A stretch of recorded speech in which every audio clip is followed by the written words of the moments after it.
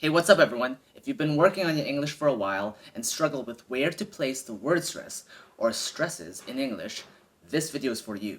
English word stress is difficult and is relatively unpredictable, unlike in other languages, such as in French where it's always on the final syllable, or in Polish where the stress is always penultimate, and in Spanish where you can guess where the stress is based on how this word is spelled, and if it's irregular then they indicate it with diacritics. English doesn't do any of that, and on top of that, there may be multiple stresses, all unhelpfully unmarked in our terrible, terrible orthography.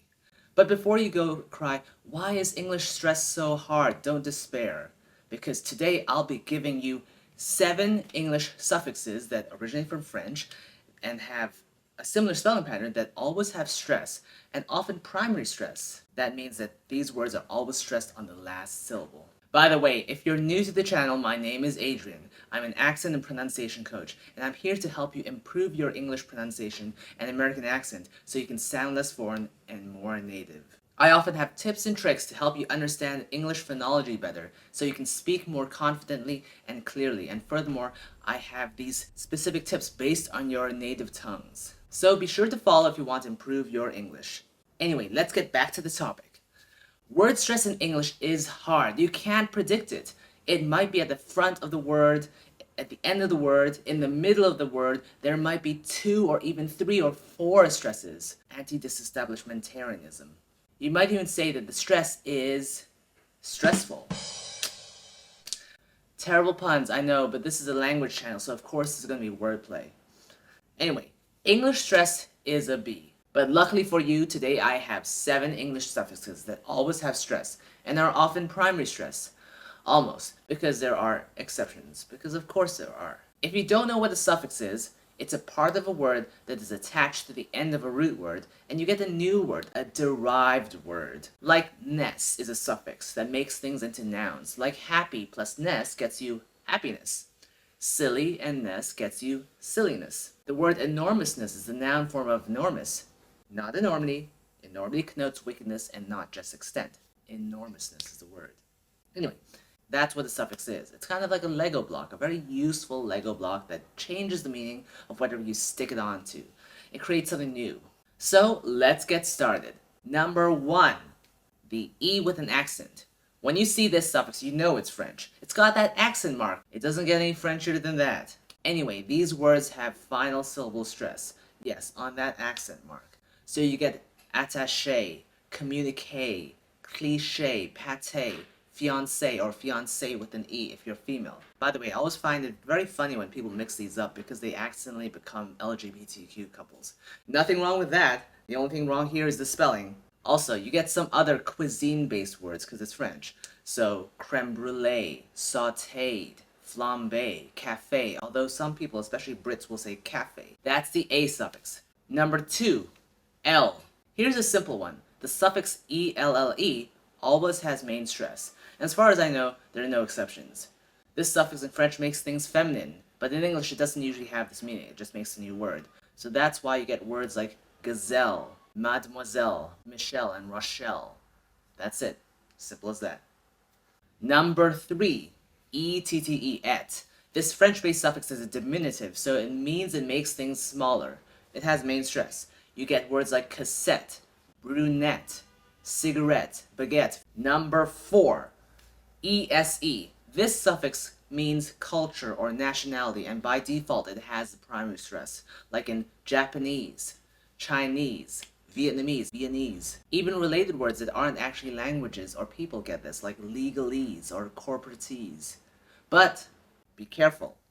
This is the default pronunciation, but sometimes the stress switches because of something called stress clashes. For example, the default stress of Chinese is he is Chinese, but he is a Chinese person. Did you hear that? That stress switched from Chinese, he is Chinese, to he is a Chinese person. Basically, stress clashes and stress switches happen when you have too many stresses in the same place. So English moves the stresses around so it's less densely packed. I won't go into too much detail about this, but let me know in the comments if you want to know more so I can know to make a new video for you. If you've watched this far, give the video a like. It really helps the channel I'm just trying to grow this channel and help more people, and so I can reach more people.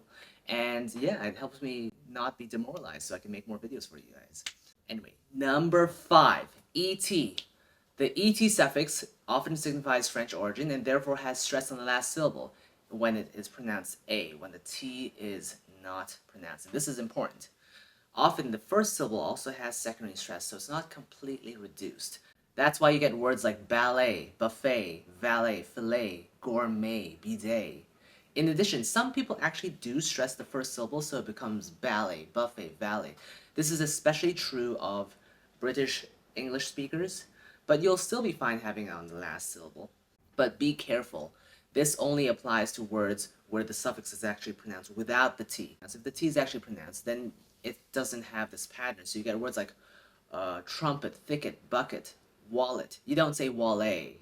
You don't carry money in your wallet. Number 6, ee. There's a lot of words in English that end in ee, which I believe are of French origin. Comment below if you know the origins. I'm pretty sure it's French, but anyway, the point is these words almost always have primary stress on the ee suffix, and you get words like agree, disagree, refugee, employee, trainee, degree, guarantee, absentee, chimpanzee. A few words can have middle syllable stress, such as attendee, employee, committee, but if you have words of non-French origin, or non-European origin for that matter, it doesn't have the stress pattern. So you get rupee, coffee, toffee, humvee, congee. And number 7, and euse. This French suffix means someone who does something. The is for the male and euse is for the female. However, in English, we don't usually honor this distinction, just keeping one or the other form. So, for example, it's usually masseuses because they're usually women who are doing massages, and entrepreneurs because they're men? Please don't cancel me, I'm just speaking English here, and French, sort of. Anyway, that's why you get words like chauffeur, masseur, masseuse, saboteur, restaurateur, entrepreneur, connoisseur, provocateur. Some exceptions like amateur, however.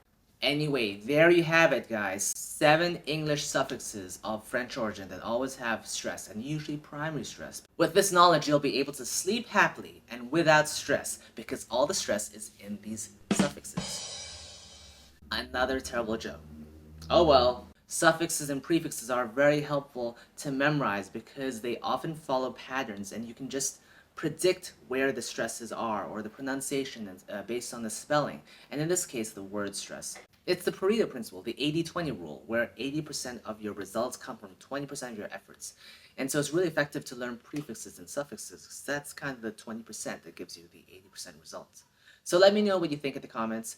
You can ask me any questions and I'll reply, and even make another video for it if there's enough demand for it. If you enjoyed this video, remember to give it a thumbs up and subscribe so you can get more content like this. I'm trying to make more content these days, and it really helps the channel. I really want to help you improve your pronunciation and achieve your dream accent so you can speak clearly and confidently. And by the way, in the links below, you can find a free mini email course with a bunch of free guides and materials so you can improve your accent. Together, let's make your accent amazing.